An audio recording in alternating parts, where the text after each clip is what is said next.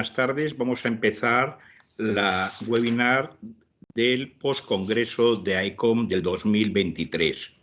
Para empezar, voy a agradecer a Koldo el haberme permitido moderar la mesa del congreso, del postcongreso del 2003, que ha elegido las mesas que sean de las tres mesas que han sido más importantes y pueden tener más relevancia para los pacientes. En segundo lugar, quiero agradecer a Nutricia por el apoyo constante docente, no solamente para los médicos, sino para los pacientes, que permiten el mayor empoderamiento de los mismos.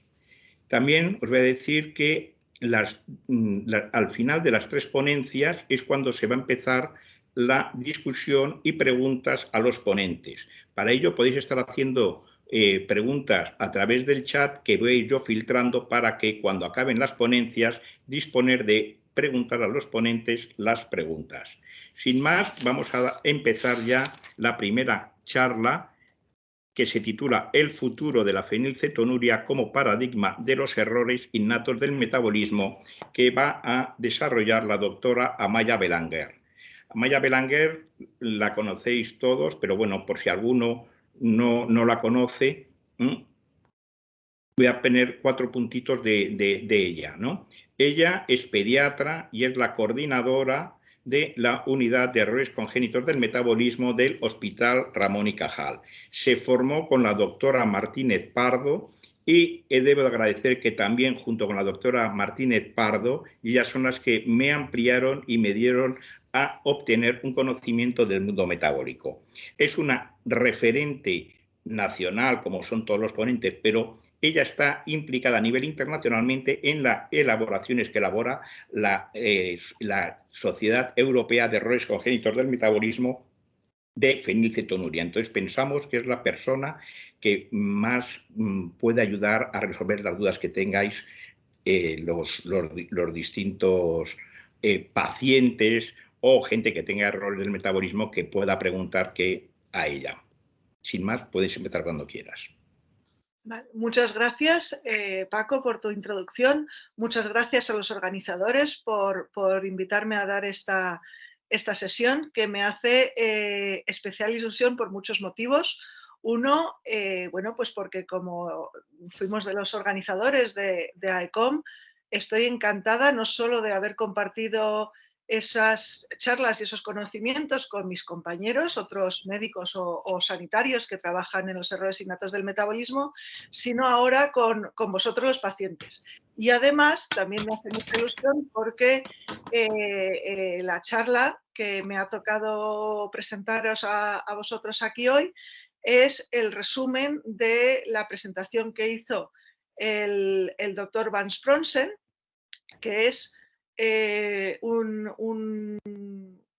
no sé si la estáis viendo, creo que sí, que es pediatra en un hospital en Holanda, en Groningen, perdón, y que es el que, bueno, pues el que ha liderado los nuevos protocolos para fenilcetonuria que probablemente se publiquen este año y en el que hemos estado trabajando todos estos años pasados.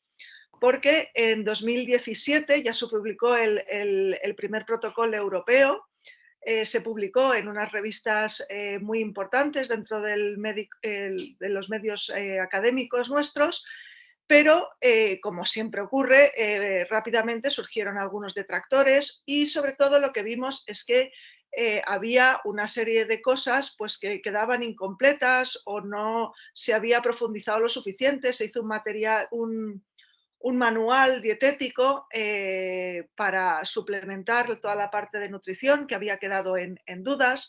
Luego también los pacientes solicitaban una revisión de los estándares mínimos de tratamiento, que es lo que se había puesto en el otro protocolo.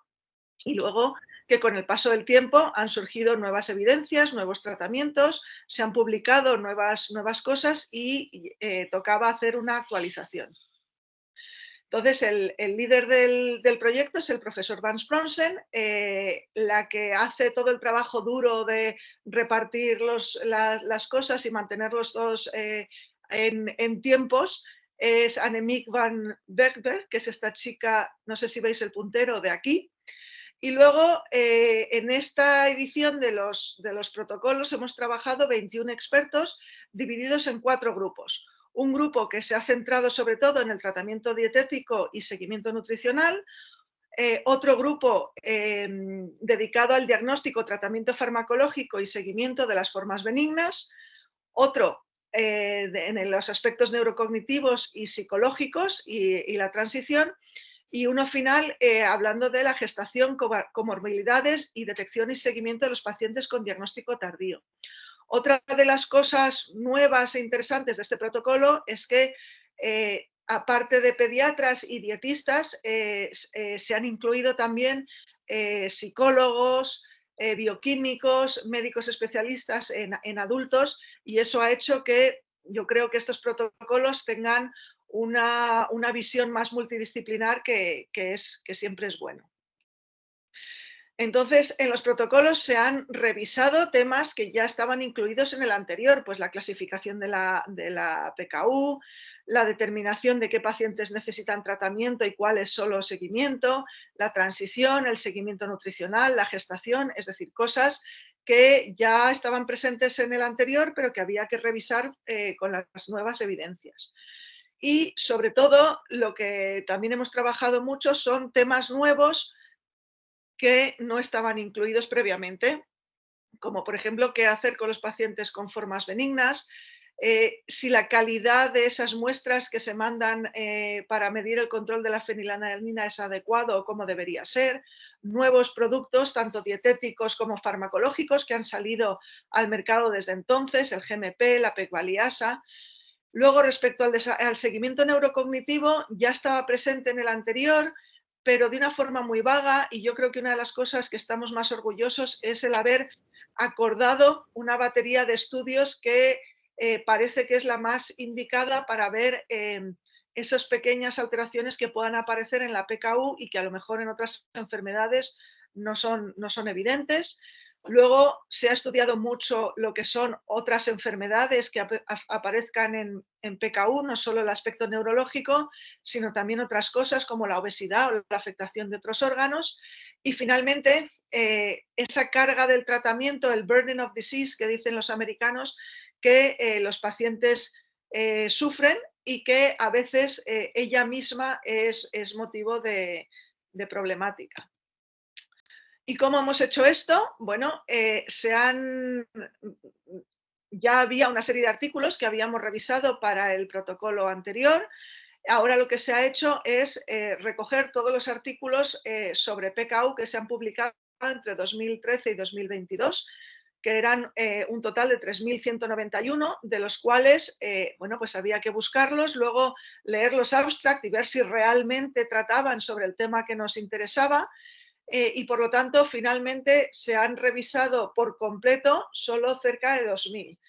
Y de las nuevas ideas o nuevas cosas que estábamos buscando, se han revisado muchos manuscritos, pero muchos ya estaban incluidos en la otra revisión o eran previos, y al final de estos nuevos temas solo hemos encontrado 735 artículos que mereciera la pena revisar completamente.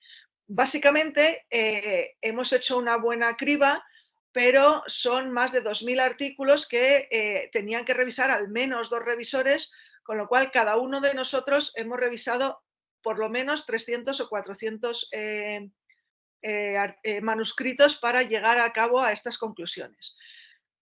Cada uno de nosotros hacíamos una valoración de los artículos, se llegaba a unas conclusiones y esas conclusiones se compartían con el grupo y tenía que ser el grupo al completo el que estuviera de acuerdo con lo que finalmente se dice en el protocolo. Para todo esto, el grupo entero, porque luego hemos tenido reuniones subreuniones de los distintos grupos. Hemos tenido 4 reuniones presenciales, 2 antes de la pandemia, luego llegó la pandemia y ya no podíamos viajar y reunirnos, con lo cual hubo muchas reuniones virtuales, y luego en 2023 hemos conseguido poder reunirnos otra vez y ir finalizando las cosas que habían, los flecos que quedaban. ¿Y qué hay en estos protocolos? No os los voy a contar enteros, pero bueno, como podéis suponer, hay cosas que no cambian, como por ejemplo la recomendación de los niveles en los pacientes, en los niños hasta los 12 años de edad, que siguen siendo iguales entre 120 y 360 micromoles litro, es decir, entre 2 y 6 miligramos decilitro, y eso tiene una evidencia bastante fuerte. Hay cosas que son parecidas, pero se matizan. En el protocolo anterior, por ejemplo, se decía que desde que el paciente se toma una muestra hasta que recibe los resultados deberían pasar menos de 5 días. ¿Qué es lo que pasa? Que esto no es realista porque el correo puede tardar mucho, porque hay fines de semana en medio, etcétera, etcétera, y realmente está abocado a que sea una recomendación inútil, con lo cual lo que se ha hecho es actualizarla diciendo que desde el tiempo en que el laboratorio recibe la muestra, deberían pasar 2 días laborables hasta que los pacientes pueden conocer los resultados. De esto no hay publicaciones prácticamente, es una opinión de los expertos que estamos allí, pero sí que es una recomendación importante, que los pacientes tengan acceso a sus resultados lo antes posible. Luego hay cosas en las que se ahonda o se especifica más. Por ejemplo, los requerimientos nutricionales a las distintas edades, en la gestación, etcétera, o cómo y cuándo hacer estudios y determinaciones. Como ya os adelantaba antes, una de las cosas que teníamos ganas de hacer era conseguir esto, que es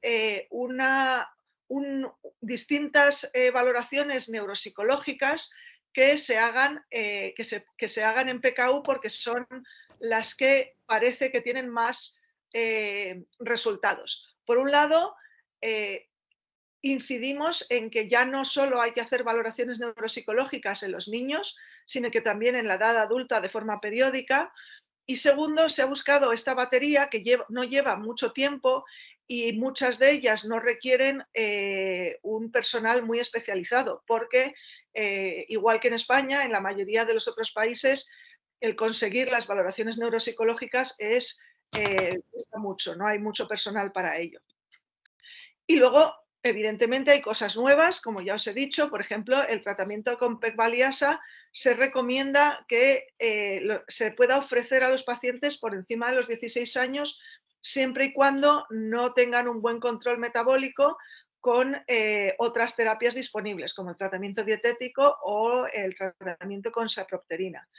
Evidentemente, hay países como España en la que la pegvaliasa no está comercializada, pero una de las objetivos del protocolo también es facilitar que estos productos que están, que existen y están comercializados en otros países puedan llegar a esos países en los que todavía no se puede utilizar. Y luego hay cosas para las que no tenemos suficientes datos como para dar una respuesta contundente. Uno de esos puntos, que además es un punto importante, es qué niveles debemos recomendar en la adolescencia y en la edad adulta. En el protocolo previo se habían recomendado de 120 a 600 micromoles litro. En el protocolo americano, como muchos de vosotros sabéis, se recomiendan niveles de hasta 360 de por vida, independientemente de los adultos. Y por otro lado, hay algunos expertos, sobre todo ingleses y alemanes, que defienden que hay muchos pacientes adultos que tienen niveles más altos, de 600, más altos de 10 micromoles litro, y que tienen muy poquitos síntomas o ninguno, y que obligarles a reducir los niveles de fenilalanina lo único que va a hacer es aumentar la carga del tratamiento y que tengan una serie de síntomas por este motivo que no tendrían de otra forma.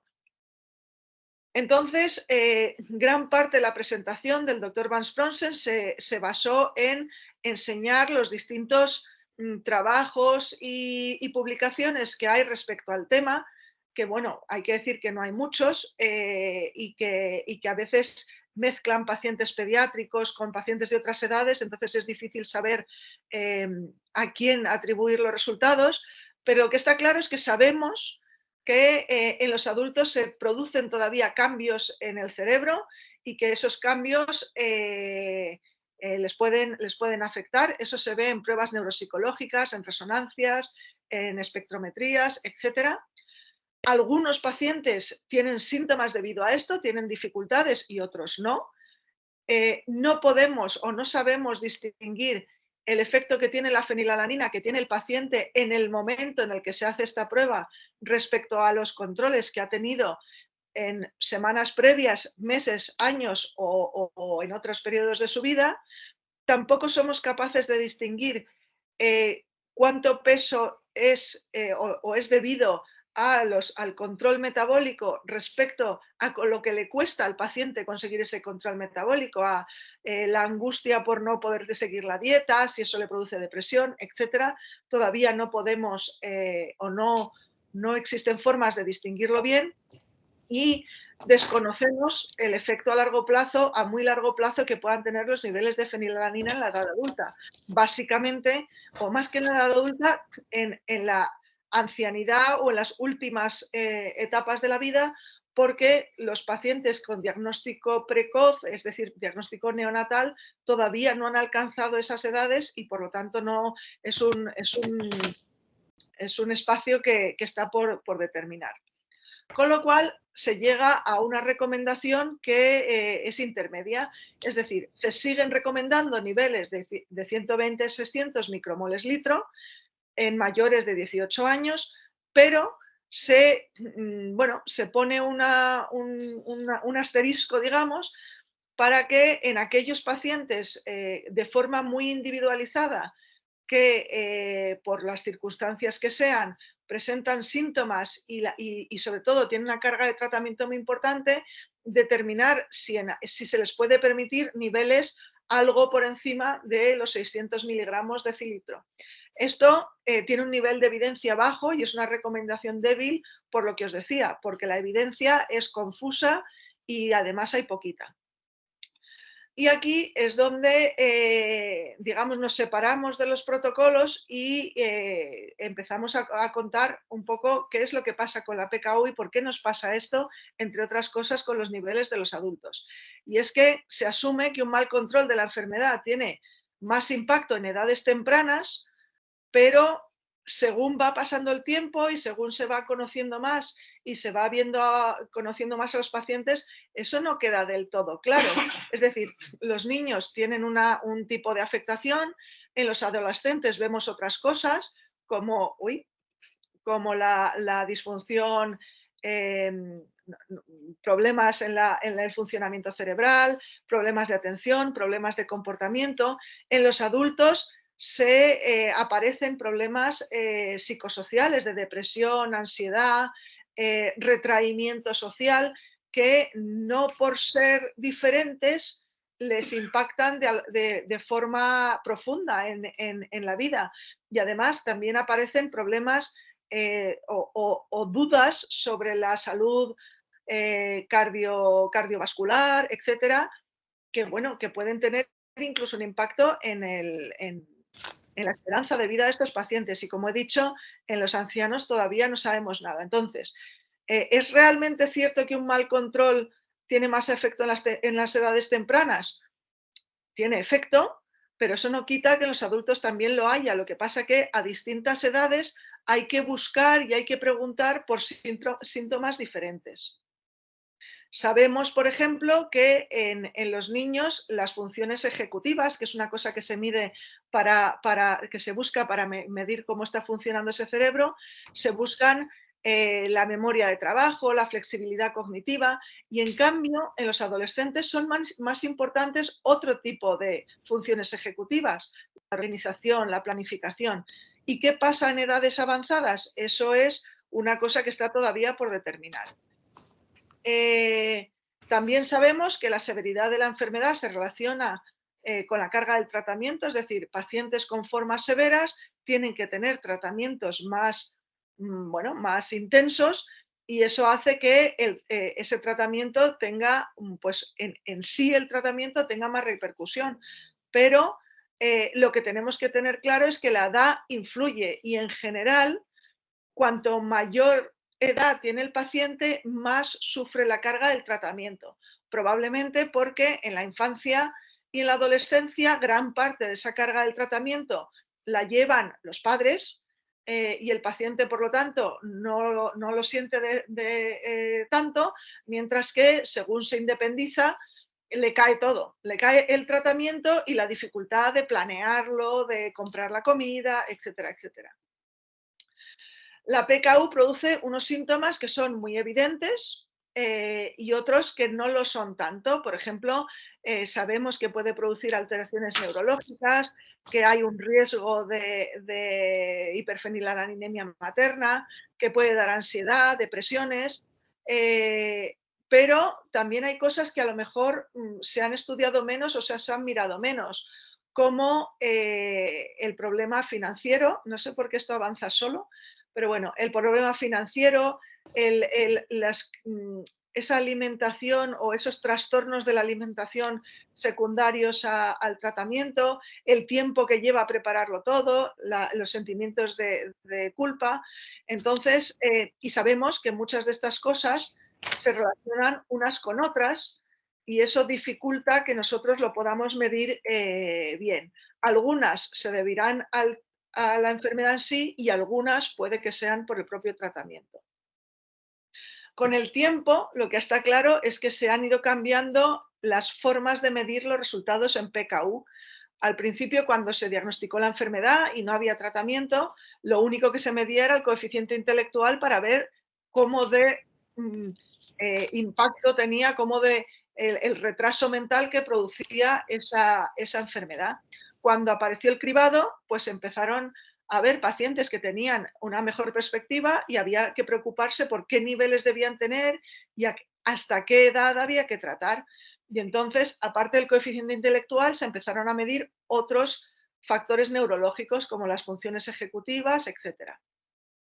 Aparece el tratamiento con sapropterina y lo que pasa es que, entre otras cosas, aparte de los resultados neurológicos, empieza a importar la calidad de vida, los problemas de atención, la actividad social de los pacientes, y ahí es donde aparecen los primeros protocolos y se empieza a ver esa preocupación por cómo evaluar los resultados del seguimiento. Ahora mismo, en algunos países está la PEG-Valiasa. Para medir la PEG-Valiasa y otros tratamientos empiezan a aparecer ya no cosas que medimos los médicos o los facultativos, sino que son los propios pacientes los que reportan o dicen lo que sienten. Y en un futuro, espero que pronto tengamos muchas otras opciones, otras terapias, y lo que nos preocupa o lo que nos gustaría saber o en lo que se está trabajando es cómo medir esa carga oculta, ese retraimiento social, por ejemplo, que a veces cuesta verlo, dificultades para el sueño, otras cosas que hasta ahora no estaban en la mente de todos. Entonces, la cuestión es saber cómo vive o cómo experimenta realmente el paciente su vida y el tratamiento. En conclusión, la PKU es una enfermedad mucho más compleja de lo que en un principio pueda parecer y de lo que todos, incluyéndonos a los médicos, tenemos en mente y conocemos. Los médicos tenemos que hacer un esfuerzo por aprender mucho más de la enfermedad y sobre todo preguntar y saber qué preguntar, porque a veces no. Yo, por ejemplo, los trastornos del sueño no era algo que preguntara de forma habitual y ahora se está convirtiendo más en una rutina. Y esto es solo un ejemplo. Y luego los pacientes, muchas veces a los pacientes PKU les preguntas, ¿cómo te encuentras? Bien, todo me va perfecto, tengo una vida buena, trabajo bien, y luego realmente cuando te pones a rascar, pues aparecen cosas. No es cuestión de convertirse en quejicas universales, digamos, pero sí es cuestión de que si hay alguna cosa que en personas de la misma edad y en el mismo medio no ocurren, a lo mejor es que pueden, no digo que sí, pueden deberse a la PKU y que habría que consultar con los médicos para que estemos pendientes. Y con esto, pues muchas gracias y supongo que al final me podréis hacer las preguntas que queráis.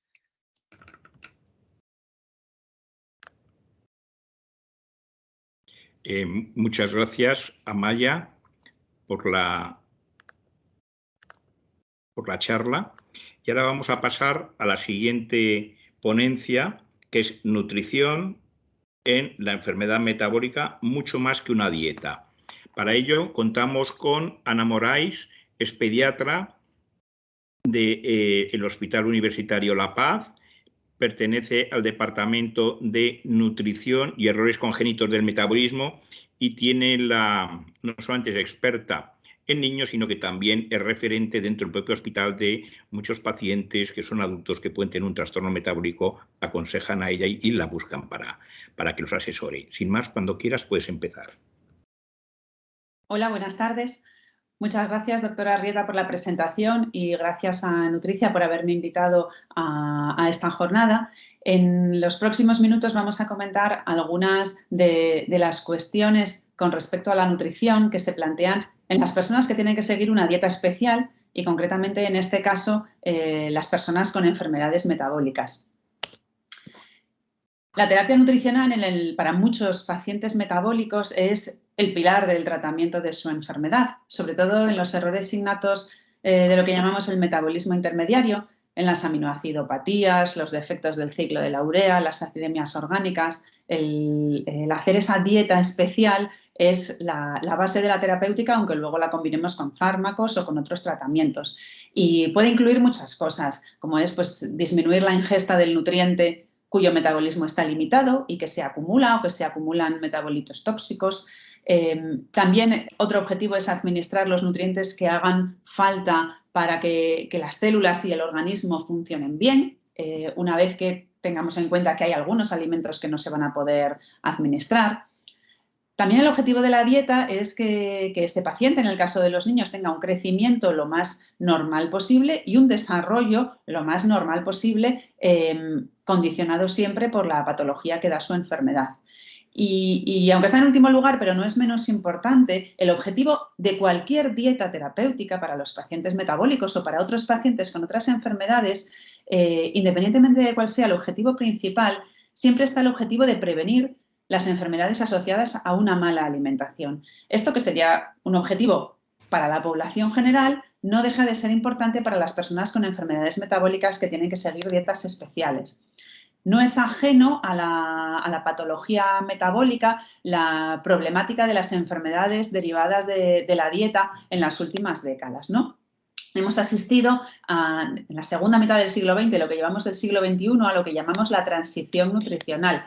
Tanto en los países que llamamos desarrollados como en los países que llamamos en vías de desarrollo, ha habido cambios económicos, cambios en la disponibilidad y en los precios de los alimentos, tanto de los alimentos naturales como de los alimentos procesados, y eso ha dado lugar tanto en todas partes del mundo a cambios alimenticios que tienen efectos sobre la salud. Y de hecho, hemos pasado en una situación en los años 60 del siglo pasado en el que la patología nutricional más prevalente a nivel mundial, teniendo en cuenta todos los países, que era la desnutrición y otras alteraciones relacionadas con la desnutrición, como podía ser la ferropenia, a los años 2000 en que es la obesidad y el sobrepeso lo que se ha hecho prevalente, de manera que ya nos avisaba la OMS en 2022 que en ese momento, en el conjunto de países del mundo, la prevalencia de sobrepeso y la prevalencia de desnutrición eran iguales, porque la que estaba creciendo era la obesidad y el sobrepeso.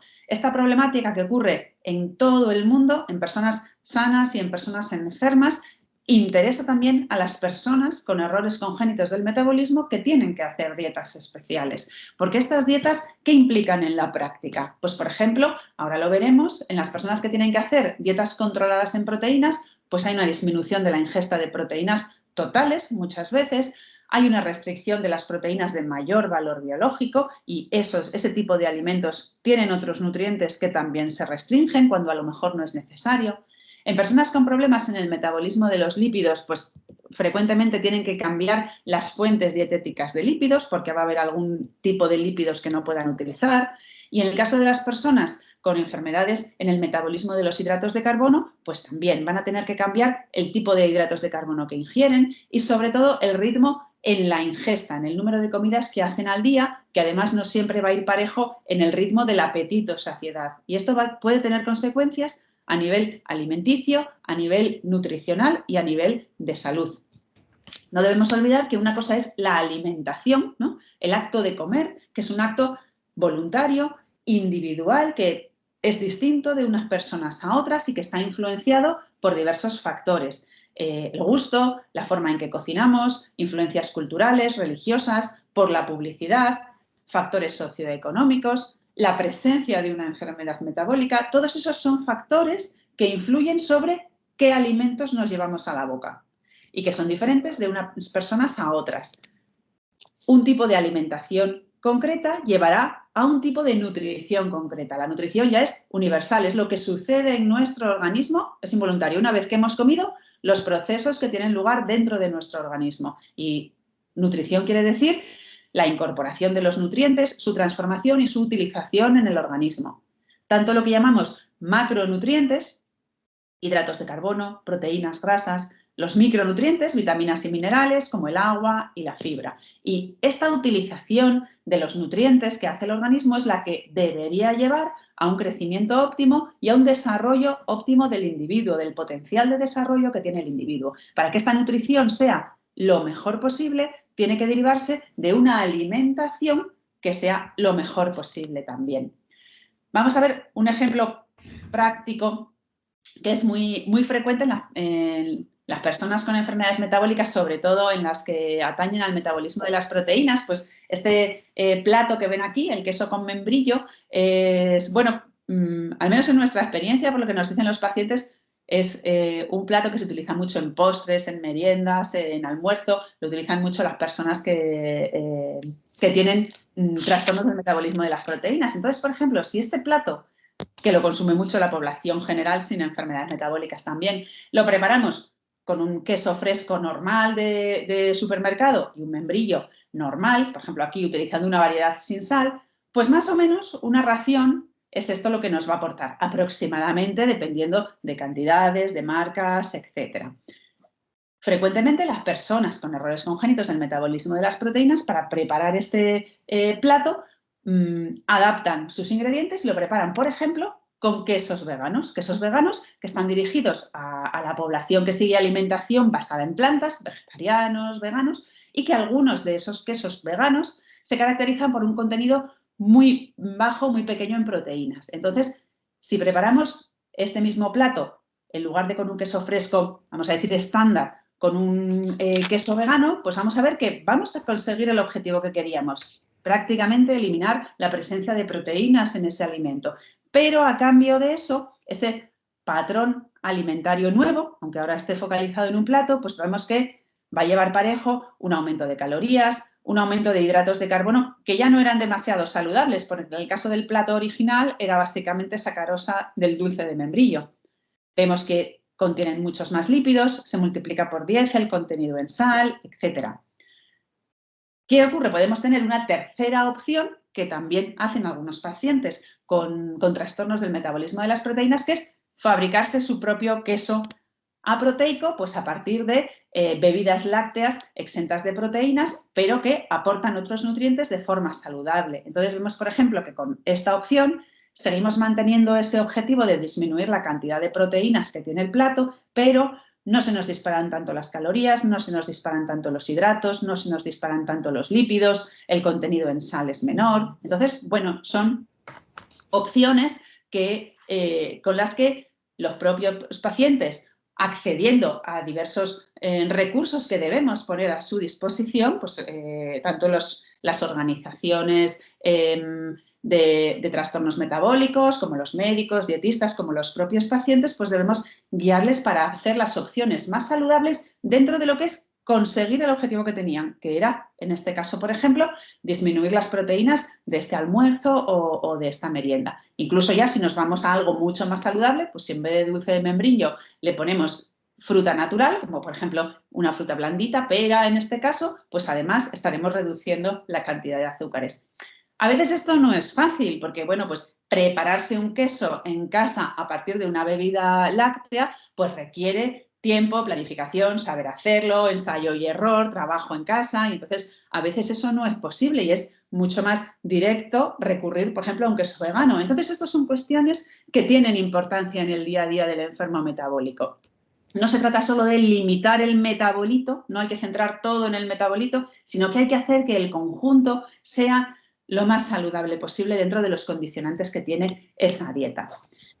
De manera que no son pocas las publicaciones que en diversos estudios sobre pacientes con errores congénitos del metabolismo pues, corroboran que también, al igual que la población general, son propensos al sobrepeso, a la obesidad, a la hipertensión, al hiperinsulinismo y que tienen alto riesgo cardiovascular cuando padecen estas condiciones propias de lo que llamamos síndrome metabólico. Aquí tenemos solo algunos estudios, por citarles algunos, que hablan, pues, por ejemplo, en pacientes adultos con enfermedades del ciclo de la urea o acidemias orgánicas, como hay un porcentaje de sobrepeso y de obesidad, como el de la población general, en torno al 40%, como son pacientes que ingieren más azúcares libres, que no son saludables, como tienen un alto índice de masa grasa. Y también lo vamos a ver en estudios que incluyen población infantil. Que uno puede decir, bueno, pues esto es similar a la población general, ¿no? Y dices, bueno, mal de muchos, pero es verdad que el sobrepeso, la obesidad y el síndrome metabólico es un problema de salud fundamental en la población general y la normalidad estadística no debe hacer pensar que bueno, pues que es algo normal y que no puedo evitarlo. Las personas con trastornos metabólicos también tienen que tener esto en cuenta. Los médicos que tratamos personas con trastornos metabólicos debemos tenerlo en cuenta porque además, bueno, pues la población general que puede tener su alimentación influenciada por factores económicos, publicitarios, etcétera, pues bueno, pero los enfermos metabólicos siguen una dieta terapéutica que alguien que conoce la nutrición y la alimentación les está recomendando, con lo cual su perfil de alimentación debiera de forma ideal ser incluso más saludable que el de la población general. Pero como vemos, esto es difícil de conseguir en el día a día de las personas con trastornos metabólicos. Poniéndonos, por ejemplo, en las dietas controladas en proteínas, pues estas personas tienen que restringir sobre todo los alimentos de origen animal y algunos de origen vegetal que contienen proteínas de mediana calidad. Y la exclusión o la gran restricción de esos alimentos en la dieta va a llevar a una restricción muchas veces indeseada de otros nutrientes y además, si nos pasamos de restricción, puede haber una malnutrición proteica que no se la deseamos al paciente que tiene un trastorno del metabolismo de las proteínas. Nutrientes que están clásicamente limitados y que a lo mejor no relacionamos con las proteínas son lo que llamamos los PUFA, los ácidos grasos poliinsaturados de cadena larga, que son algunos ácidos grasos esenciales como el DHA y otros ácidos grasos como el araquidónico, que son componentes muy importantes de las membranas celulares y que tienen otras funciones fisiológicas muy importantes en el organismo y que, a pesar de que son lípidos, su principal fuente son alimentos ricos en proteínas y que en las personas que tienen que restringir la ingesta proteica restringen también la ingesta de estos ácidos grasos y eso puede tener repercusiones en salud. En parte esto se puede compensar con la ingesta de esas fórmulas específicas de enfermedad que utilizan las personas con fenilcetonuria, con trastornos del ciclo de la urea, etc. Pero tendremos que estar siempre controlando si esa cantidad de fórmula que ellos ingieren, dirigida fundamentalmente a completar el aporte de calorías y de proteínas, también completa el aporte de ácidos grasos poliinsaturados, por ejemplo, completa también el aporte de estos otros micronutrientes, de estos minerales, el zinc, el cobre, el selenio y el hierro, cuyas principales fuentes también son los alimentos de origen animal. Entonces, son cosas que, como vemos, van más allá del metabolito que quiero restringir, pero que son indispensables para ganar salud a largo plazo. Entonces, estas son cuestiones que tanto los sanitarios, los dietistas, como las propias familias de los pacientes metabólicos, pues deben ir aprendiendo cada vez más con el tiempo, con la ayuda de aplicaciones, programas, etcétera, para ver que su dieta sea lo más completa posible. Con respecto a las dietas, para las personas que padecen trastorno en el metabolismo de los lípidos, como dijimos, pues puede haber cambios en la fuente de grasa que se puede utilizar, Frecuentemente son dietas en las que se aumenta el contenido de hidratos de carbono porque algunos trastornos del metabolismo de los lípidos pueden generar hipoglucemia y a veces se realizan dietas con mucho hidrato de carbono intentando prevenir la hipoglucemia. Son dietas en las que se hacen ingestas frecuentes, la ingesta total diaria se divide en muchas tomas para evitar periodos de ayuno prolongados. Entonces, bueno, pues son cuestiones que también hay que abordar. Simplemente centrándonos en un tipo de trastornos, como son los trastornos de los ácidos grasos de cadena larga o muy larga, el VLCAD o el LCHAD. Estas personas hacen una alimentación rica en triglicéridos de cadena media porque son un tipo de lípidos que puede utilizar. Pero hay que decir que aunque para estas personas ese tipo de lípidos suponen una fuente de energía derivada de las grasas que es necesaria para el funcionamiento normal del organismo y además es una fuente de energía y de lípidos segura para ellos, debemos saber que son unos lípidos que por sus características se absorben de manera muy rápida y llegan muy rápido al hígado, a diferencia de las grasas de cadena larga que necesitan la linfa, ¿no?, para transportarse desde el intestino hasta el hígado. Las grasas de cadena media no necesitan la linfa, van directamente a sangre, se metabolizan muy rápido, aumentan el consumo de energía en su propio metabolismo. De hecho, hay algunas dietas de adelgazamiento que propugnan la ingesta alta de triglicéridos de cadena media, pero todas estas cosas pueden no ser interesantes en un momento dado para un lactante o para un niño pequeño que tenga que hacer una dieta rica en MCT. Entonces, estas son cosas, las cantidades totales de triglicéridos de cadena media que ingiere un paciente con defectos de cadena larga, pues es algo a tener en cuenta. Que sea algo metabólicamente seguro no quiere decir que se pueda tomar todo lo que se quiera, se desee o se necesite porque sea inocuo. De hecho, también con los triglicéridos de cadena media debemos recordar que las fuentes que pueden utilizar estos pacientes, estas personas con defectos del metabolismo de los lípidos de cadena larga, pueden ser fuentes naturales como aceite de coco, aceite de palma, mantequilla, margarina o productos farmacológicos, los módulos de aceite de MCT.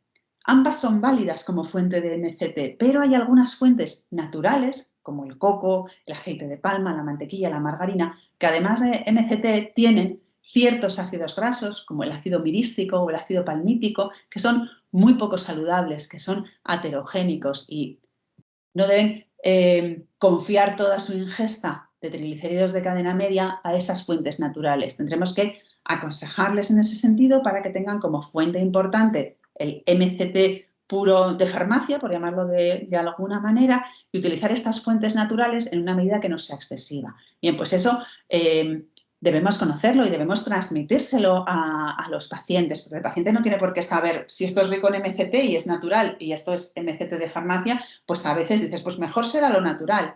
Debemos poner a disposición del paciente toda la información necesaria para que su dieta sea lo más saludable posible.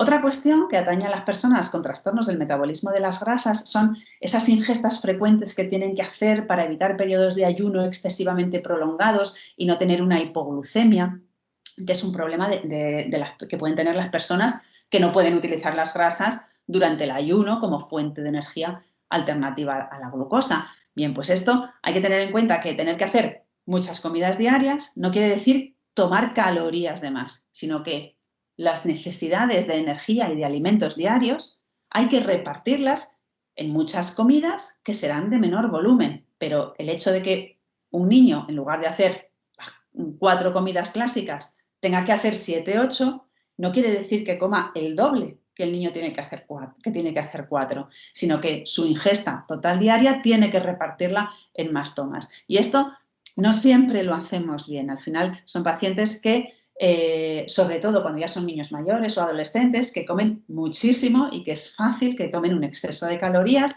y acaben teniendo sobrepeso u obesidad. Esto, por desgracia, es una situación que vemos cada vez con más frecuencia pues, en los niños con trastornos del metabolismo de las grasas.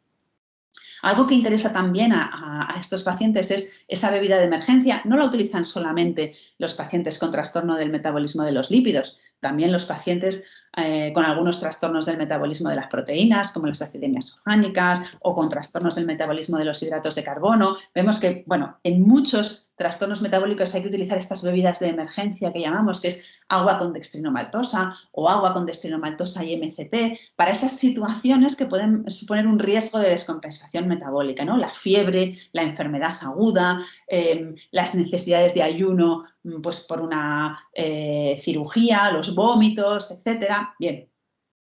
Siempre los protocolos nos recuerdan que en la medida de lo posible en estas situaciones hay que intentar seguir con la dieta habitual, aumentando el contenido de hidratos de carbono si puede ser de forma natural.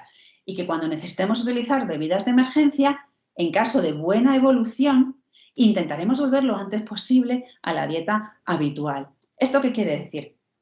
Que cuando hay situaciones de riesgo de descompensación, hay que utilizar la bebida de emergencia, siempre que sea necesario, pero solo cuando sea necesario.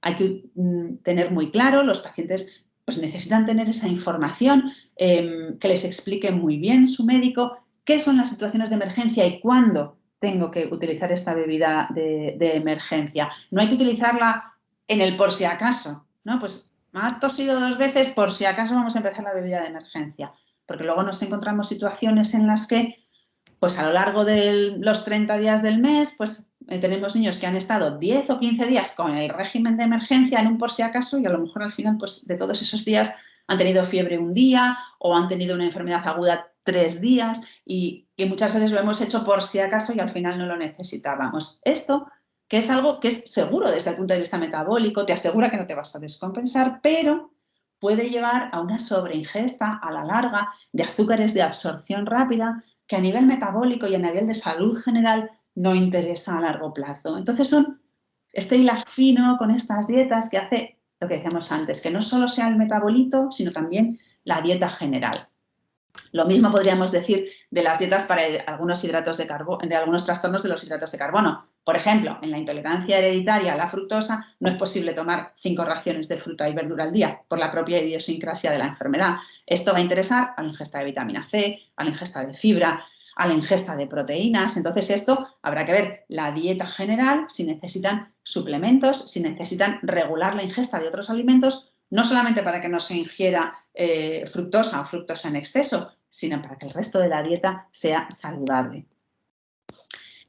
Parecido a como decíamos para los errores congénitos del metabolismo de los lípidos, también en el caso de algunas glucogenosis hepáticas, por ejemplo, la tipo 1, pues tenemos este ritmo de tener permanentemente disponible unas cantidades de glucosa para las células que sean suficientes para que se garantice la obtención de energía, pero que no sean tantas como para que, por ejemplo, en este caso, se acumule mucho glucógeno porque nos sobre y que luego eso dé lugar a patología.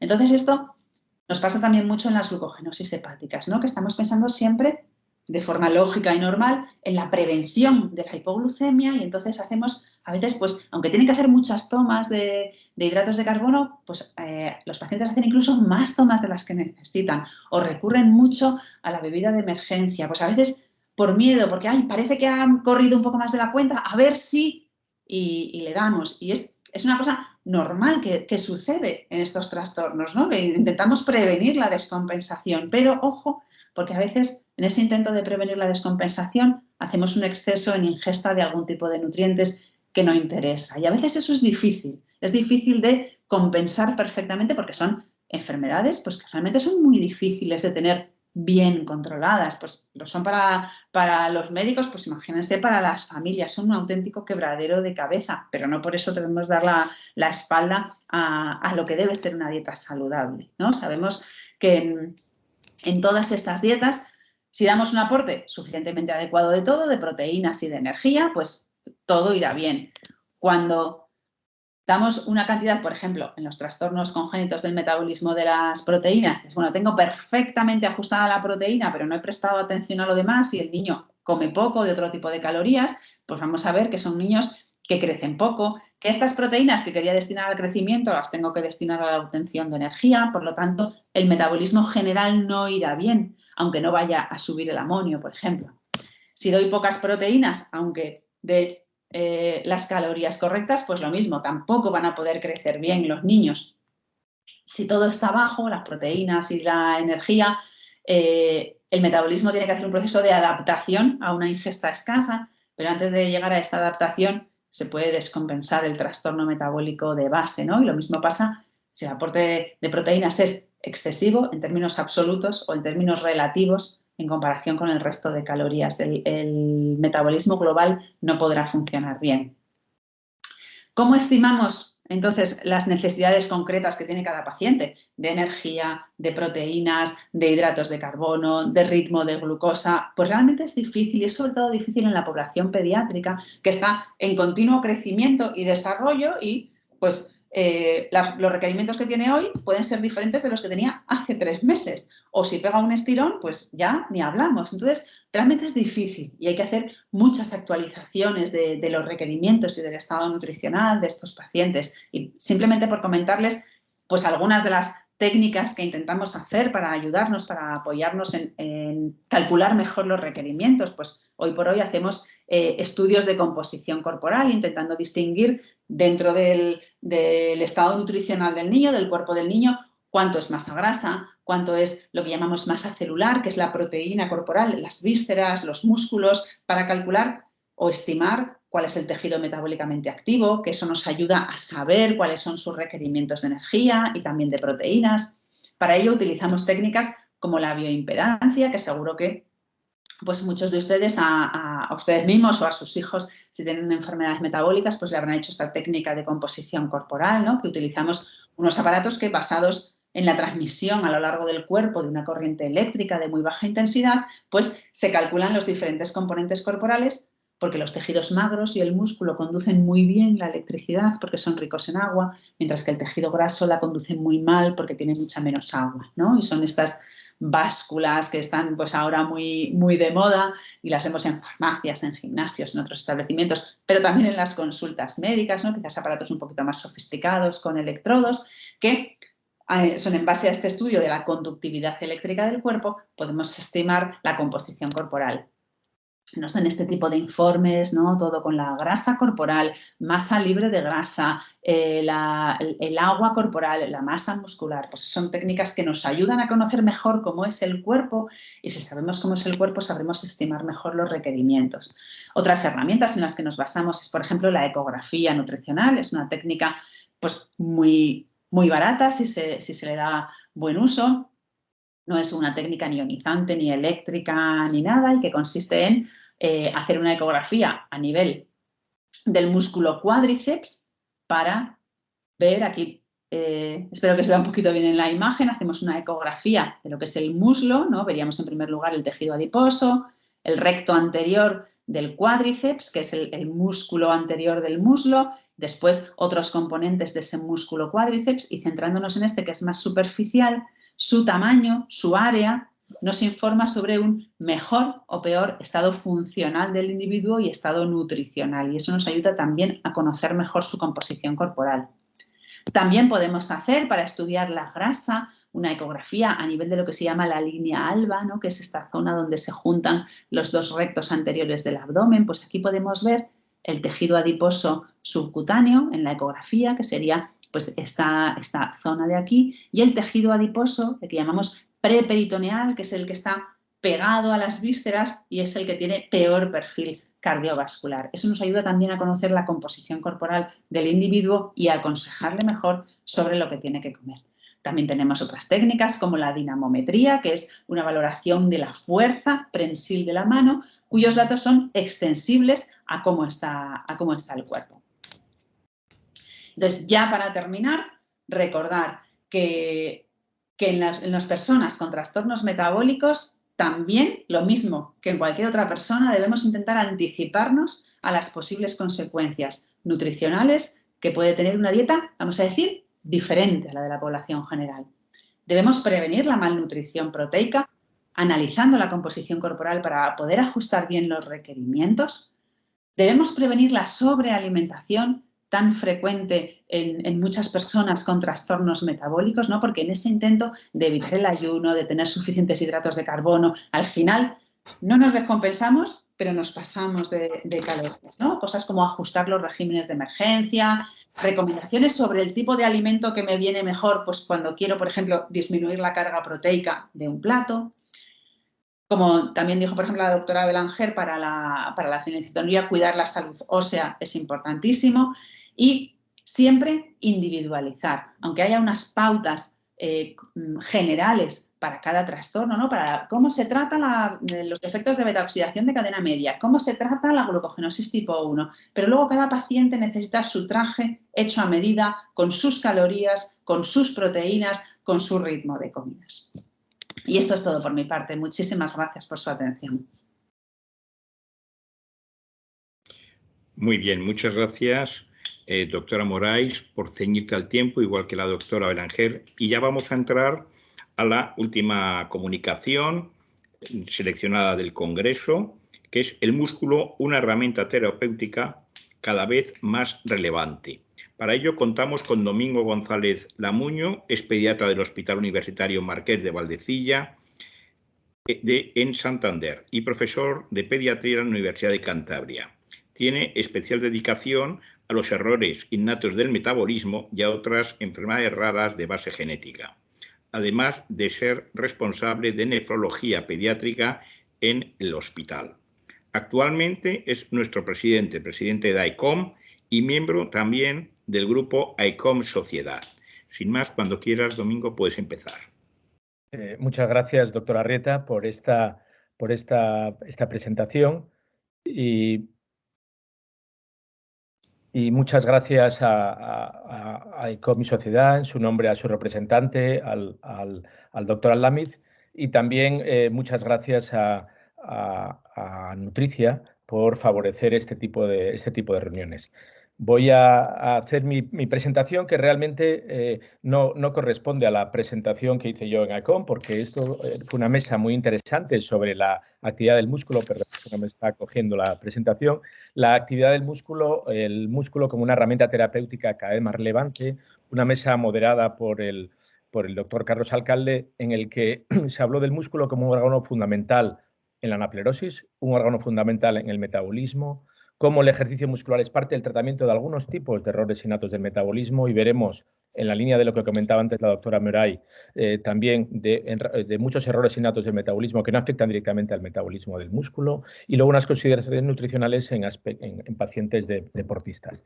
Realmente la parte importante de las peculiaridades metabólicas del músculo son importantes. Los médicos tenemos que ser capaces de identificar qué papel puede jugar el músculo en el manejo de muchos errores innatos del metabolismo. La doctora Morais hablaba de la dieta terapéutica.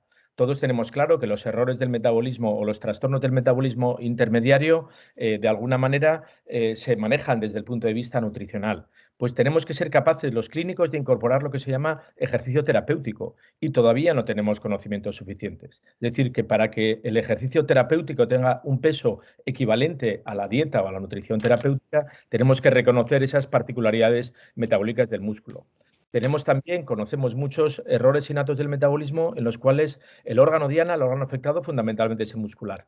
Tenemos una orientación diagnóstica de algunos errores del metabolismo energético que fundamentalmente los orientamos y los identificamos a partir de datos relativos a el cansancio, la intolerancia al ejercicio, intolerancia al esfuerzo.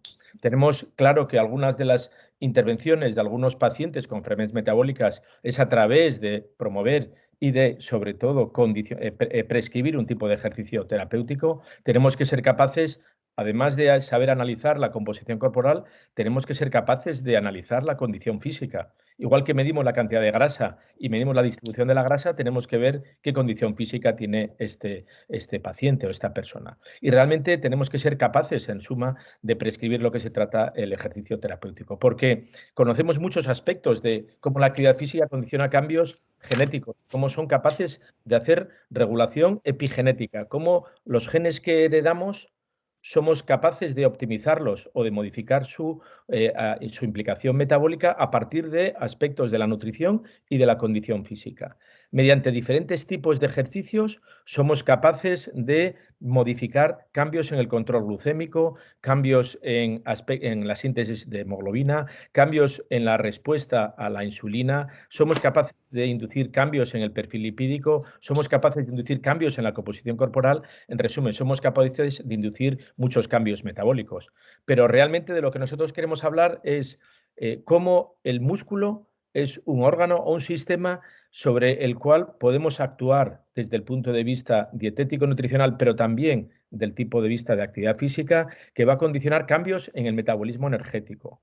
El músculo es un órgano que requiere una estricta regulación del metabolismo energético para que funcione adecuadamente. Cuando tenemos errores innatos del metabolismo que afectan al metabolismo energético, fundamentalmente a la disponibilidad de glucosa, disponibilidad de moléculas energéticas que derivan de la acción metabólica a nivel mitocondrial, de sustratos metabólicos energéticos que derivan del metabolismo de lípidos, de alguna manera van a verse reflejados en nuestra función muscular, en la condición o actividad física que somos capaces de desarrollar. Evidentemente, la condición física de un paciente con un error innato del metabolismo nos va a permitir identificar la capacidad funcional que tiene esa persona. Una persona que tiene una alteración grave en el metabolismo energético tendrá una escasa funcionalidad desde el punto de vista muscular, es decir, que tendrá intolerancia al ejercicio. La prescripción del ejercicio, igual que prescribimos una dieta, con programas estructurados, deberían repercutir en una mejora de la capacidad funcional. Y evidentemente existe una necesidad importante de diseñar un programa terapéutico basado en un ejercicio físico en sujetos que tienen problemas en la utilización del glucógeno, en trastornos de los defectos de la utilización de las grasas de cadena larga fundamentalmente como fuente de energía, en algunas alteraciones que denominamos miopatías mitocondriales primarias, pacientes que tienen afectación muscular, hipotonía debido a una escasa disponibilidad del metabolismo energético. Algunas alteraciones de algunas moléculas que conocemos poco, purinas y pirimidinas, que de alguna manera no permiten disponer de la moneda energética del organismo, que es el ATP. Y otros errores innatos del metabolismo que de alguna manera se ven influenciados por el metabolismo muscular. Pues bueno, una de las presentaciones que nos hicieron en el Congreso de AECOM fueron cómo a partir de la aproximación del ejercicio físico somos capaces de modular la respuesta en el metabolismo energético. Evidentemente, los sistemas energéticos de los que dispone el músculo serán diferentes en función del tipo de ejercicio, de lo que dura y de la intensidad del ejercicio. Y estarán, lógicamente, basados en la condición física del sujeto y también en la condición clínica subyacente. Un paciente con una alteración del metabolismo de las proteínas tiene una condición física, por su condición, diferente que un paciente con un trastorno del metabolismo de las mitocondrias. Un paciente que tiene una alteración en la utilización de glucógeno como fuente de energía tendrá dificultad para disponer del sustrato energético. Un paciente que tiene dificultad en la glicolisis anaerobia tendrá disponibilidad para otro tipo de nutrientes, para otro tipo de sustratos energéticos. Y estas curvas de utilización de los diferentes sustratos o combustibles que vamos a utilizar en el ejercicio van a condicionar las diferentes manifestaciones y capacidades físicas de un sujeto. La doctora Cinciana empezó hablándonos de algunas particularidades metabólicas del músculo esquelético que me parecieron muy interesantes porque realmente lo que trataban de identificar no es que el músculo necesita energía, es que el músculo necesita energía y metaboliza muchos nutrientes. A nivel de aminoácidos ramificados, aminoácidos muy importantes para la síntesis muscular, nos viene a decir que el músculo es capaz de utilizar solo 6 aminoácidos de los ramificados, la leucina, valina y isoleucina entre los ramificados y otros aminoácidos diferentes que van a condicionar capacidad de dar sustratos, dar moléculas que funcionan en otras rutas metabólicas. El metabolismo a nivel del músculo funciona como una rotonda en la cual muchas moléculas se entrelazan entre sí. El músculo es capaz de liberar al organismo, a la circulación, cantidades importantes de algunos aminoácidos que van a ser importantes para la síntesis y acoplamiento de otras rutas metabólicas. A partir de los aminoácidos ramificados, el músculo es capaz de liberar a la sangre otros aminoácidos como son la glutamina y la alanina, por ejemplo. Y estos aminoácidos tienen diferentes particularidades. Son capaces de utilizarse como sustrato energético, son capaces de utilizarse como sustrato para la síntesis de otras moléculas más complejas. A partir de los aminoácidos ramificados, en el músculo sintetizamos otro tipo de moléculas. El músculo es capaz de utilizar moléculas que van a servir para el transporte de algunos tóxicos. Todos reconocemos el amoníaco, el temido amoníaco. El transporte del amonio en el organismo depende fundamentalmente de algunos aminoácidos que se sintetizan fundamentalmente en el músculo. La síntesis de algunos antioxidantes importantes para el mantenimiento del equilibrio oxidativo de las células y fundamental para el equilibrio de las células inmunes también depende de este sustrato de aminoácidos. Tenemos sustratos capaces de mantener a raya determinados tumores. Tenemos equilibrios de algunos aminoácidos que tienen capacidad de acoplar y de mejorar la síntesis o las rutas metabólicas energéticas de algunas enfermedades muy complejas y de difícil manejo, como pueden ser enfermedades del metabolismo mitocondrial que afectan al ciclo de Krebs, acidemias orgánicas, metilmalónica, propiónica, etc. Tenemos muchos aminoácidos que son capaces de ser producidos en el músculo y que van a ser utilizados como sustrato de otras moléculas en el intestino, sustrato de otras moléculas que regulan la salud cardiovascular a nivel de lo renal, sistema inmunológico a partir de algunas moléculas antioxidantes o metabolismo energético a partir de otros aminoácidos como la alanina. El músculo, a partir de los aminoácidos ramificados, es capaz de generar estos sustratos que equilibran la eliminación del amoníaco, el equilibrio oxidativo, el equilibrio antioxidante del glutatión o metabolismos energéticos. El músculo es un órgano que conocemos poco, que es capaz de acoplarse con muchas rutas metabólicas del organismo a partir de esas moléculas que sintetizan. Decimos que el músculo tiene una capacidad de acoplarse o de favorecer el metabolismo energético a partir de moléculas que denominamos anapleróticas. Tenemos mucho que conocer del músculo. Sabemos mucho de la dieta, sabemos mucho de la nutrición, sabemos muy poco del efecto del músculo a nivel metabólico. Era una presentación que nos hicieron y seguidamente hablamos de enfermedades metabólicas que conocemos muy bien. Enfermedades metabólicas que afectan directamente a la capacidad del músculo, en que las formas infantiles son formas muy graves, afectación multisistémica, muchas mitocondriales, y en el adulto a veces son enfermedades que únicamente tienen afectación muscular, calambres musculares, cansancio, destrucción del músculo en forma de pigmentos que se eliminan por la orina, orinas rojas, cansancio con el ejercicio, situaciones de intolerancia al esfuerzo o a los ejercicios en situaciones extremas. Somos capaces de identificar muchos defectos metabólicos diferentes, enfermedades que tienen que ver con la utilización del glucógeno, enfermedades que tienen que ver con la utilización de los azúcares como fuente de energía, utilización de las grasas como fuente de energía. En resumen, muchas enfermedades metabólicas que son capaces que reflejan realmente la escasa disponibilidad del metabolismo energético a nivel de los hidratos de carbono, metabolismo energético de las grasas o la utilización de moneda energética en forma de ATP. Y todo esto se va a repercutir en enfermedades metabólicas con afectaciones fundamentalmente muscular, que vamos a reconocer a partir de la historia clínica. Características clínicas: intolerancia al ejercicio, debilidad, hipotonía, escasa fuerza, destrucción muscular.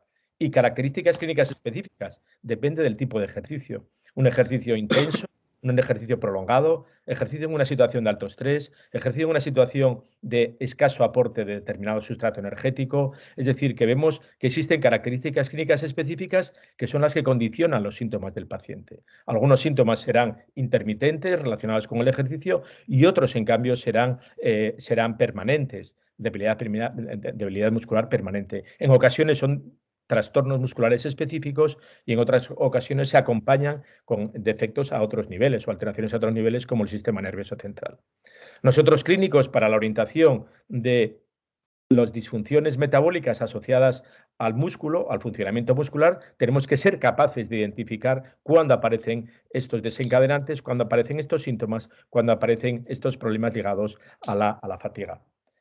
Nosotros somos capaces de reconocer enfermedades que aparecen en la edad adulta y que progresan. Somos capaces de reconocer enfermedades o trastornos que aparecen en la edad infantil y que más o menos se mantienen estables, o enfermedades que se mantienen a lo largo de la vida y que se van a presentar clínicamente cuando aparecen enfermedades intercorrentes como fiebre, como catabolismo, cirugía, ayuno, etc.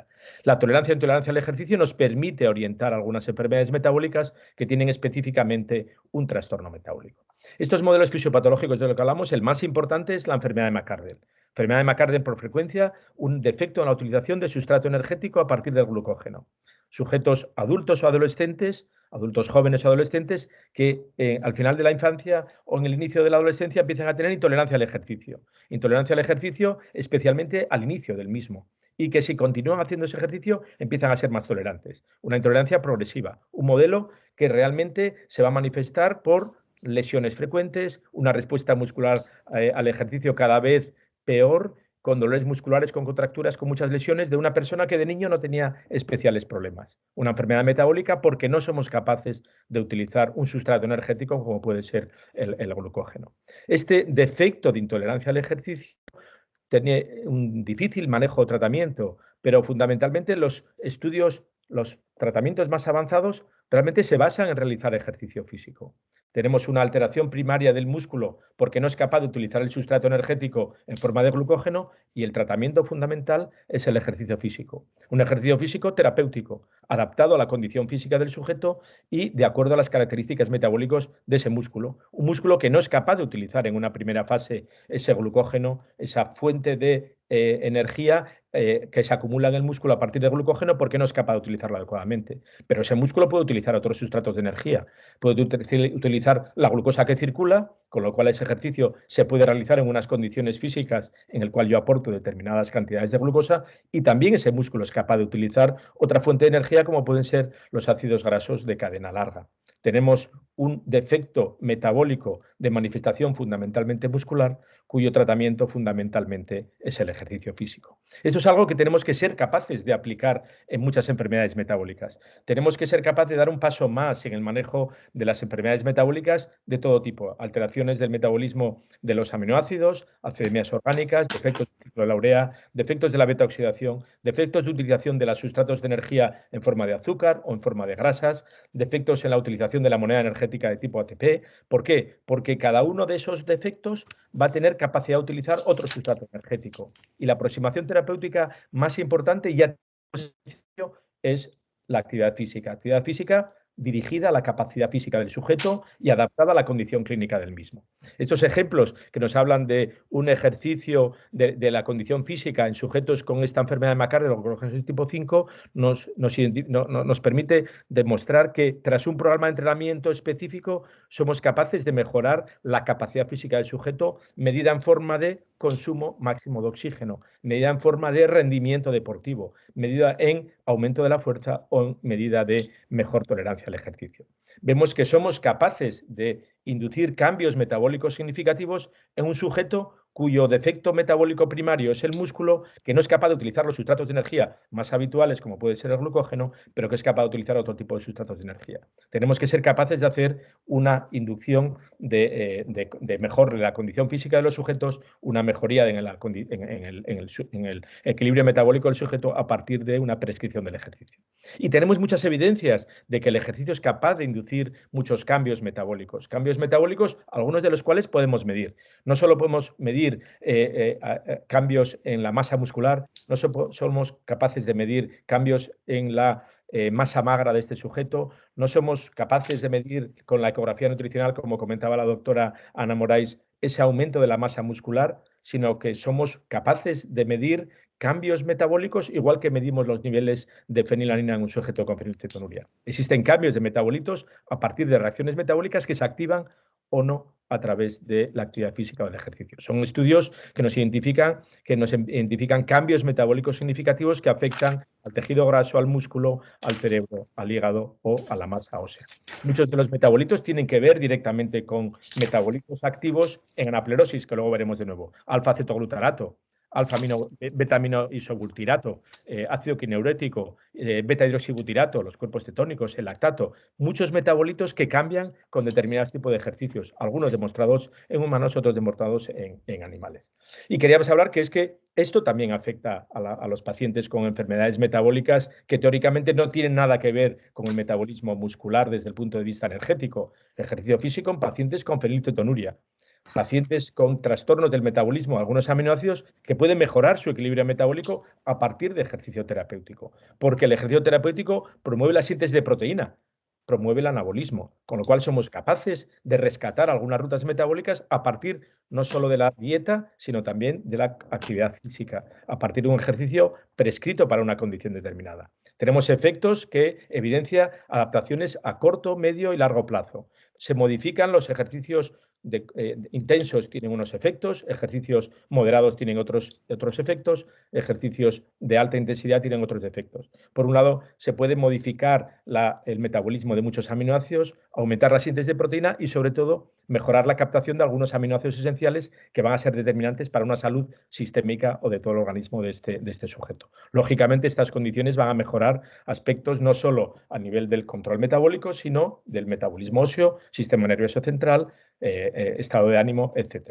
Algunos de los defectos, ya lo hemos comentado alguna vez en otra presentación, son capaces de modificar energética cerebral. A partir de la actividad física en pacientes con fenilcetonuria, modifico el alfa-cetoglutarato que de alguna manera repercute en el metabolismo cerebral. El metabolismo, la alteración en el metabolismo de algunos neurotransmisores ligados a la hiperfenilanemia o al F-dietirosina, de alguna manera se pueden mejorar o modificar a partir de la condición física. El deporte y la nutrición en fenilcetonuria, nos comentaba el doctor Rocha en la presentación, es algo que no solo es recomendable, sino que es algo que debemos prescribir. Tenemos que prescribir un tipo de condición física basado en la capacidad del sujeto, en la condición física del sujeto y en los intereses que tiene este sujeto. Tenemos que ser capaces de adaptar su tratamiento nutricional a su condición física y a su condición clínica o metabólica.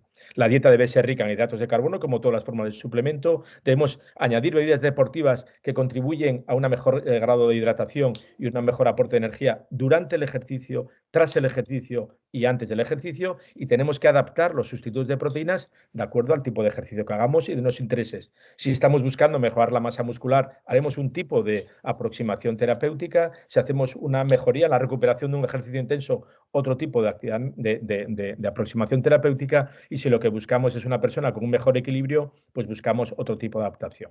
Es decir, que tenemos que ser capaces de aprender el comportamiento metabólico del músculo esquelético. Como hemos comentado, a partir de los aminoácidos ramificados, el músculo libera muchos aminoácidos como glutamina y alamina. Y esto va a significar aspectos metabólicos que tenemos que ser capaces de aprovechar. ¿Aprovechar para qué? Para reconocer que en esta encrucijada, aquí tenemos el ciclo de Krebs, el músculo es capaz de equilibrar algunas enfermedades de difícil manejo. Enfermedades como pueden ser las ligadas al trastorno del metabolismo del propionato. Hemos visto como niños con una acidemia propiónica, probablemente una niña que tenemos en Santander, que ahora mismo estaba un poco pachucha, pues que probablemente parte de su recuperación pues viene dada por un aumento de la condición física, porque el aumento de la actividad muscular es capaz de favorecer la presencia de determinados metabolitos intermedios que reactivan muchos ciclos metabólicos que pueden jugar un papel importante en el equilibrio metabólico de un sujeto. Porque no solo tenemos que buscar los tratamientos dietéticos para mejorar y equilibrar estas rutas metabólicas tan complejas, sino que tenemos que reconocer que la disminución de algunos metabolitos intermedios se deben a que el músculo tiene una escasa actividad y que de alguna manera se ve reflejada en un desequilibrio metabólico. El músculo es un órgano fundamental en la anaplerosis, en el acoplamiento, la encrucijada de todas las rutas metabólicas del organismo, afecten al metabolismo energético muscular o no, afectan a otros tipos de sistémicos, que muchas sustancias, aminoácidos que son fabricados o que son sintetizados en el músculo son marcadores de una anaplerosis muscular que va a equilibrar el organismo, que participa activamente en muchas rutas de muchos errores innatos del metabolismo diferente y que tenemos que ser capaces de mejorar la anaplerosis a partir de nuestra intervención nutricional. Y esta intervención nutricional y esta intervención de ejercicio terapéutico tengo que hacerlo de alguna manera. ¿Cuánta actividad necesito? Tengo claro cuántos aminoácidos tolera y tengo claro qué cantidad de calorías necesita, tengo claro qué cantidad de actividad física necesita y eso es lo que tenemos que avanzar, nuestro siguiente paso. Tenemos que ser capaces de reconocer la cantidad de ejercicio que necesita un sujeto, prescribir para conseguir ese estado metabólico equilibrado, cantidad, calidad, tipo e intensidad, adaptado a las condiciones del sujeto. Actividad física que será aeróbica en algunos casos, con una repercusión sobre el sujeto y de fuerza muscular en otros casos. Tenemos que ser capaces de prescribir diferentes ejercicios de acuerdo a las capacidades del sujeto, la condición clínica del sujeto y los objetivos que esperamos en el sujeto. Eso se llama prescripción de la actividad física o prescripción del ejercicio físico. Y para eso tenemos que los médicos aprender a valorar la condición física. Estamos en ello. Todavía tenemos que ser capaces de ver qué test que se utilizan de forma habitual por los entrenadores para valorar la condición física de un sujeto que quiere empezar a entrenar y mejorar su rendimiento deportivo. Nosotros, clínicos o médicos, tenemos que empezar a medir la condición física mediante una serie de test validados, una serie de test en los que se incluye también la dinamometría, como comentaba antes la doctora Morais, que nos permite identificar la condición física del sujeto en resistencia, en fuerza del tren superior, en fuerza del tren inferior, para poder utilizar esos recursos metabólicos a la hora de mejorar el manejo de ese paciente con una enfermedad metabólica, tenga un trastorno del metabolismo muscular o tenga un trastorno del metabolismo de los aminoácidos, un ciclo de la urea, una acidemia orgánica o una enfermedad mitocondrial. Actividad física, ejercicio y deporte son condiciones parecidas, pero no son iguales. La actividad física la tenemos que aconsejar. Es algo de salud pública. La actividad física es buena para cualquiera de nosotros. Todo aquel movimiento que lleva un gasto de energía debe ser aconsejable. Pero el ejercicio físico que queremos utilizar en el paciente metabólico tiene que ser prescrito, es decir, que genera un gasto energético, que buscamos que genere anaplerosis, que buscamos que aumente determinados elementos importantes para el equilibrio metabólico del sujeto. Y para eso tenemos que prescribir, tenemos que decir qué tipo de ejercicio, durante cuánto tiempo y con qué intensidad. Igual que prescribimos una medicación, tenemos que aprender a prescribir determinados tipos de condición física y programada, con una periodicidad y buscando una serie de resultados. Y el deporte es otra cosa, es algo que tenemos que promover entre todos. Actividad física como un juego de competición que supone una serie de normas y un entrenamiento que tiene otro tipo de beneficios. Nosotros como clínicos tenemos que ser capaces de prescribir el ejercicio físico igual que somos capaces de prescribir una dieta terapéutica. Y esta prescripción es un proceso realmente complejo, especialmente para los clínicos que no están o no estamos habituados a evaluar la condición física de nuestros pacientes, que no estamos acostumbrados a prescribir, sino simplemente a aconsejar,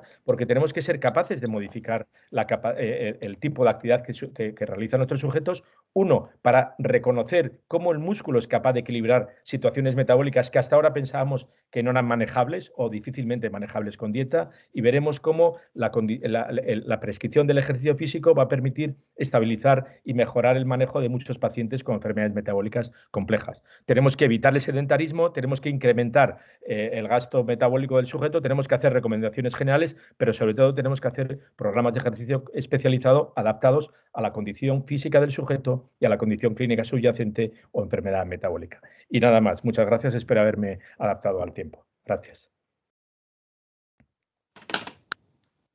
Muy bien. Bueno, pues tenemos muy poco tiempo. Yo creo que pues una pregunta para cada ponente, antes de cerrar. De las preguntas que me han llegado, pues ha habido varias para cada uno, pero he seleccionado una. Entonces, para la doctora Belanguer, ¿debe ser igual de estricto para el adulto que para el niño el abordaje de la enfermedad fenilcetonuria?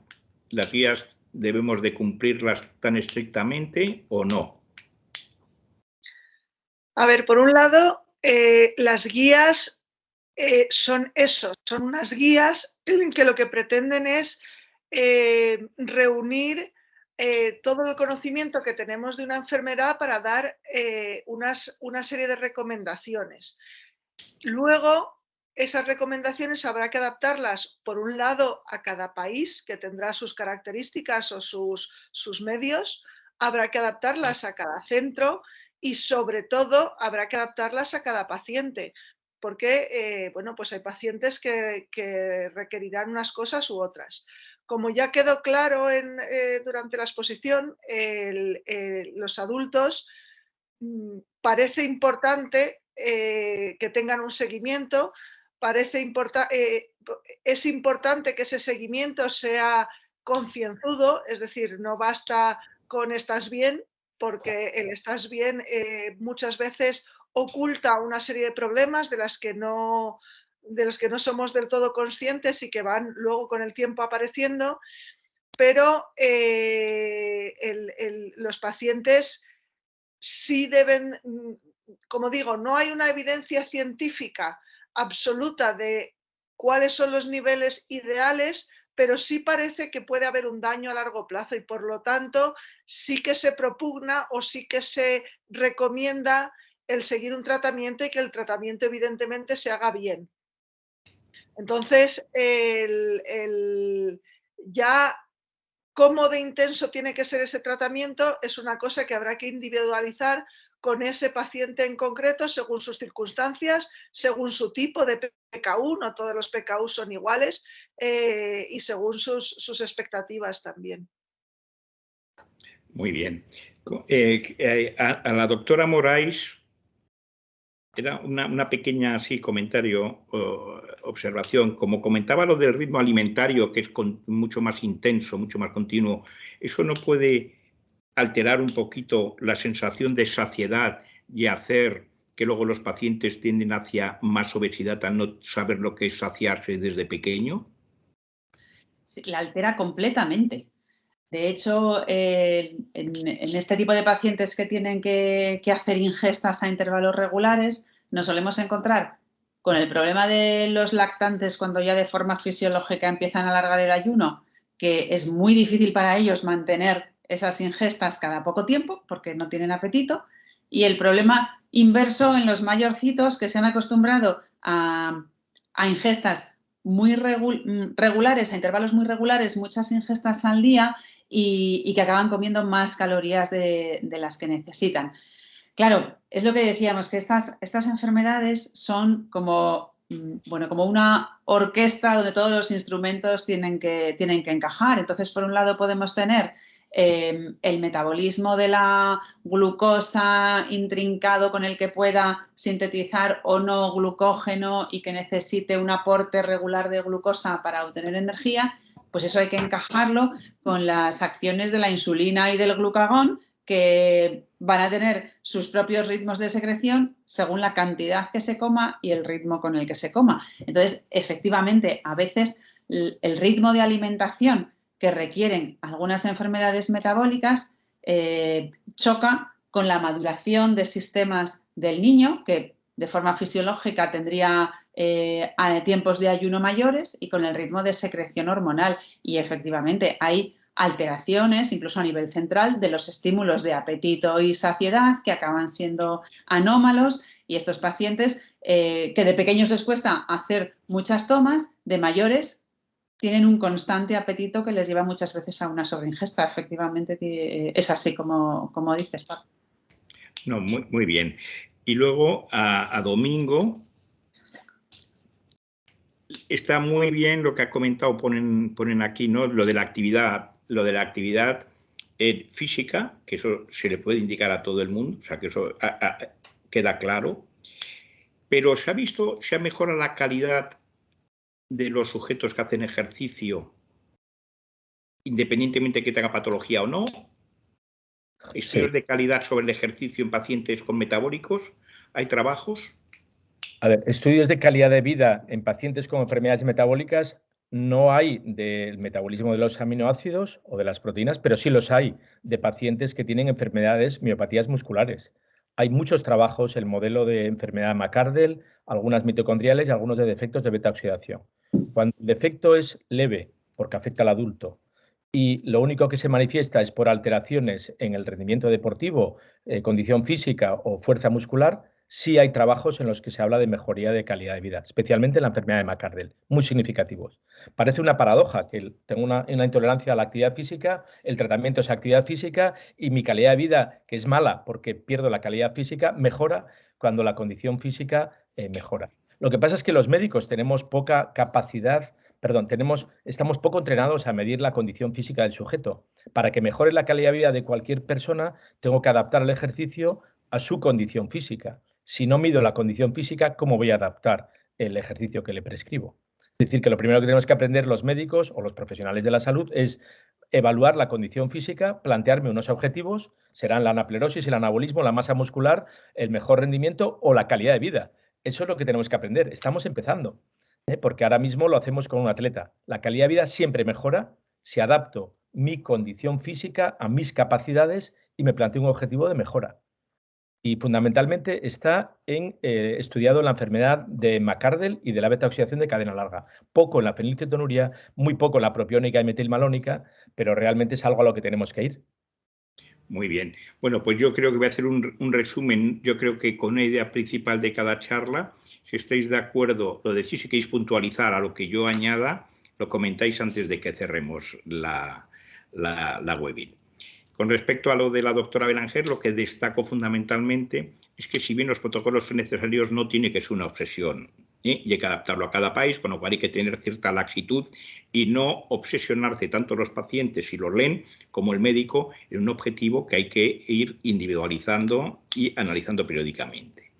Con respecto a la doctora Morais, me ha gustado mucho la idea que lo ha dejado muy claro y ha insistido en que hay que cambiar el concepto de la dieta. El paciente no tiene que estar pensando que en el metabolito, no todo es mirar el metabolito del control, sino ver que hay que hacer una dieta saludable. El objetivo último es tener salud y no solamente un objetivo centrado en el metabolito, sino en una visión integral del paciente. Y luego, con respecto ya a la última charla, la que nos ha dado Domingo, ha puesto en evidencia la importancia que tiene la actividad física y el ejercicio físico en los pacientes con errores congénitos del metabolismo, tengan o no tengan alteración muscular, porque es un efecto beneficioso desde el punto de vista metabólico, inflamatorio, y lo ha dejado como muy abierto, calidad de vida. Entonces, si queréis puntualizar antes que cerremos el acto, alguna cosa que no haya quedado clara. Lo has dicho todo muy bien.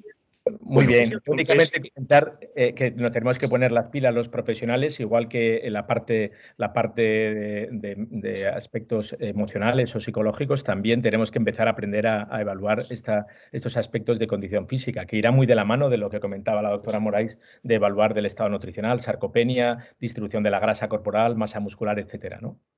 Sí, yo creo que queda muy bien, que hay que continuar trabajando, lo ha dicho el protocolo, la alimentación continúa para adelante y ese estilo de vida, es dieta y ejercicio que tiene que ir sumado, y tenemos que aprender que igual que hay intercambios, hay que hacer intercambios de ejercicio, que uno sepa qué cantidad de intercambio tenemos que dar de ejercicio y qué tipo de ejercicio, porque cuando se hacen los intercambios de la alimentación, que cambias un producto por otro, pues el tipo de ejercicio, saber qué cantidad, cuánto tiempo tiene que hacerlo, como hemos hablado muy bien. Yo creo que dar las gracias también a los asistentes, a los ponentes por la charla y por el tiempo ajustado, y espero que haya sido de interés para todos vosotros. Sin más, pues bueno, ya cerramos la charla de hoy.